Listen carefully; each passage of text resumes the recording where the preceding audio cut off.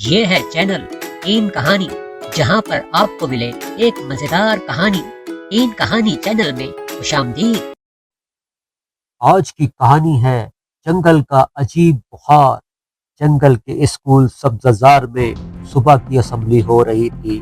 استاد شیر صاحب نے گرج کر اعلان کیا، بچوں خبردار، ہمارے جنگل میں عجیب بخار پھیل رہا ہے۔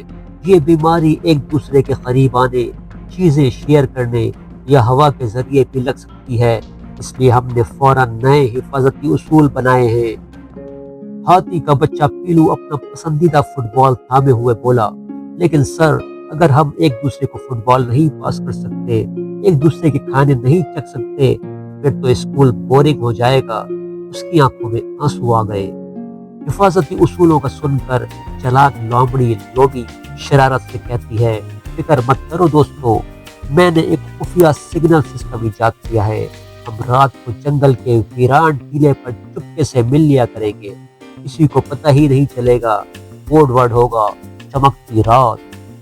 استاد عقاب صاحب، جو اسمبلی گراؤنڈ کے اوپر اونچے درخت پر بیٹھے تھے، اپنے پروں کو پھڑپھڑایا اور کہنے لگے، سنو سنو، اگر کسی نے بھی اصول اور قواعد توڑے تو اسے اسکول کے سب سے اونچے پلیٹ فارم پر کھڑے ہو کر میں نے غلطی کی ہے گانا ہوگا، اور پھر اگلے ایک ہفتے تک سب کے ہاتھ صاف کرنے والے صابن ماسٹر کی ڈیوٹی لگائی جائے گی۔ یہ سن کر سارے بچے ہنس پڑے۔ لنچ ٹائم میں خرگوش جھمکا اپنی ماں کے بنائے ہوئے گاجر کے حلوے کا ایک ٹکڑا اپنی بہترین دوست لہری چنو کو چپکے سے دینے کی کوشش کر رہا تھا کہ استاد شیر نے اسے دیکھ لیا۔ جھمکا گھبرا گیا اور بولنے لگا، لوبی نے کہا تھا کہ اگر میں نے کسی کو کھانا دیا تو میری ٹانگیں مڑ جائے گی اور میں ہمیشہ کے لیے اچھلنا بھول جاؤں گا۔ جھمکا کو اچھلنے کا بہت شوق تھا۔ اچانک بندر ٹینو ایک درخت سے دوسرے درخت پر اچھلتا ہوا آیا اور ایک بہت بڑا پتا ہلا ہلا کر چلانے لگا، ارے بھائی، بڑی خطرناک خبر! میں نے سنا ہے کہ جسے یہ عجیب بخار ہو جائے، اس کے دم گلابی ہو جاتی ہے، وہ الٹا چلنے لگتا ہے اور اس کے کان سے دھواں نکلنے لگتا ہے۔ یہ سنتے ہی سارے بچے ایک دوسرے کی دمیں اور کان دیکھنے لگے۔ پیلو ہاتھی اپنی چھوٹی سی دم کو کھینچ کر اسے گلابی کرنے کی کوشش کرنے لگا۔ کچھ بچے الٹا ہو کر چلنے کی کوشش کرنے لگے تو کچھ اپنے کان سے دھواں نکلتا دیکھنے کے لیے ایک دوسرے کے کان میں جھانکنے لگے۔ ایک چھوٹا سا خرگوش اپنے کان میں پانی ڈال کر دھواں نکالنے کی کوشش کرنے لگا۔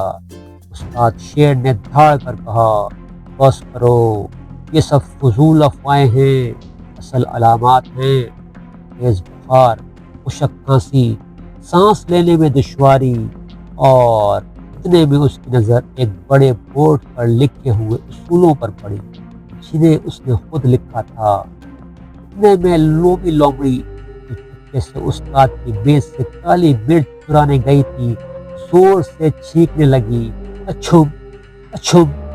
اس کی تیز چھینکوں سے قریب پڑے پتوں کا ایک ڈھیر اڑ گیا اور ایک چھوٹا سا بادل بن گیا۔ چھینکوں کا آنا تک ہڑبانگ مچ گئی۔ تمام بچے لوبی سے دور بھاگنے لگے۔ تینوں بندر درخت کی سب سے اونچی ٹہنی پر چڑھ گیا۔ پیلو ہاتھی نے اپنی سونڈ میں قریب کے تالاب سے پانی بھر کر لوبی کی طرف فائر کرنا شروع کر دیا جیسے وہ کوئی فائر ٹرک ہو۔ جھمکا خرگوش اپنے بڑے کانوں سے اپنا منہ ڈھانپ کر ایک جھاڑی میں چھپ گیا۔ لوبی آنسو بہاتی ہوئی اور چیختی ہوئی بولی، رکو، میرا ٹیسٹ اچھوم ہو چکا ہے، میرے ناک میں تو صرف یہ کالی مرچ چلی گئی تھی، میں نے استاد صاحب کی میز سے چپکے سے یہ مرچ اٹھائی تھی۔ شرمندگی سے اس کا منہ سرخ ہو گیا۔ اس نے معافی مانگتے ہوئے ایک چھوٹی سی پڑیا نکالی۔ استاد شیر صاحب نے اعلان کیا، بس اب مزید نہیں، بیماری سے ڈرنا نہیں بلکہ ہوشیار رہنا ہے۔ لوبی کو ہم فوراً ڈاکٹر گیدڑ کے کلینک لے جائیں گے۔ باقی سب اپنی اپنی سیٹوں پر بیٹھ جائیں اور اپنے ہاتھ اچھی طرح دھو لیں۔ ڈاکٹر گیدڑ کے کلینک صحت گھر میں ڈاکٹر نے اپنا بہت بڑا اسٹیتھوسکوپ نکالا۔ جب اس نے لوبی کے سینے پر لگایا، ٹھنڈک سے لوبی زور زور سے ہنسنے لگی۔ ڈاکٹر نے کہا، یہ تو صرف کالی مرچ کا الرجی والا بچاؤ ہے، بخار بالکل نہیں ہے، لیکن چوری کرنا یہ ایک اور بیماری ہے جس کا علاج ایمانداری ہے۔ اگلے دن استاد شیر نے ایک نیا مزیدار کھیل متعارف کرایا، سوشل ڈسٹینسنگ ٹیگ، جہاں سب بچے ایک دوسرے سے 2 میٹر کے فاصلے پر رہ کر کھیلتے تھے۔ پیلو ہاتھی اپنی لمبی سونڈ سے ٹیگ کرتا، جو سب سے مزیدار طریقہ تھا۔ چنو گلہری اپنے پتوں کے بنے ہوئے رنگر سے ٹیگ کرتی۔ لومی نے سب کے سامنے معافی مانگی اور اعلان کیا کہ اب وہ اسکول کا حفاظتی سپر ہیرو بنے گی۔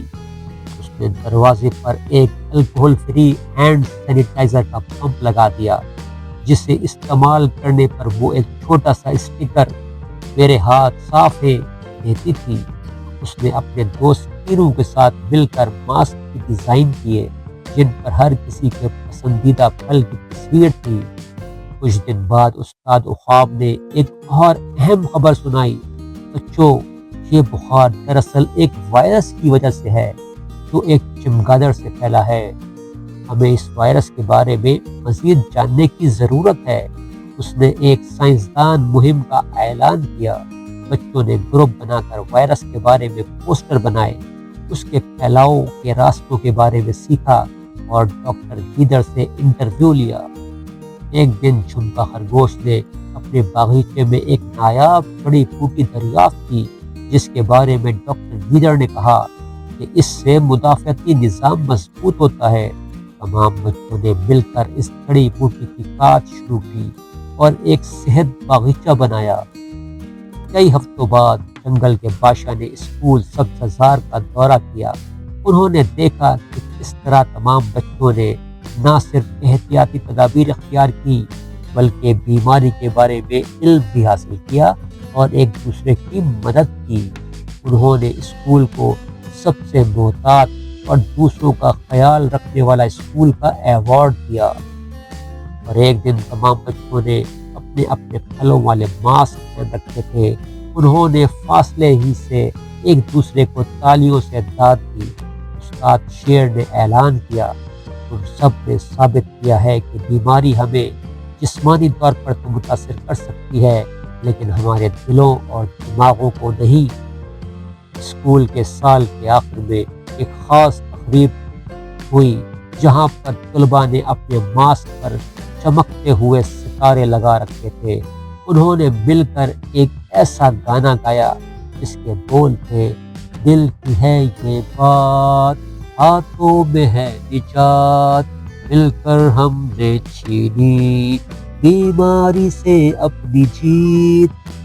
گانا ختم ہوا تو سب نے ایک دوسرے کی طرف دیکھا، آنکھوں میں چمک اور فخر تھا۔ پھر انہوں نے اپنے ہاتھوں میں تھامی سینیٹائزر کی بوتلیں ایک دوسرے کے سامنے ایک خاص انداز میں بڑھائیں، جیسے کوئی فاتحانہ ہائی فائیو دے رہے ہوں، اور ایک ساتھ چکی آواز کے ساتھ اپنے ہاتھ صاف کیے۔ یہ ان کی محفوظ دوستی اور مشترکہ کامیابی کا ایک منفرد انداز تھا۔ امید ہے یہ کہانی آپ کو پسند آئی۔ اس کہانی کو لائک کریں اور ہمارے چینل کو سبسکرائب کریں۔ پھر ملیں گے ایک اور مزیدار سی کہانی کے ساتھ۔ تب تک کے لیے اپنا خیال ضرور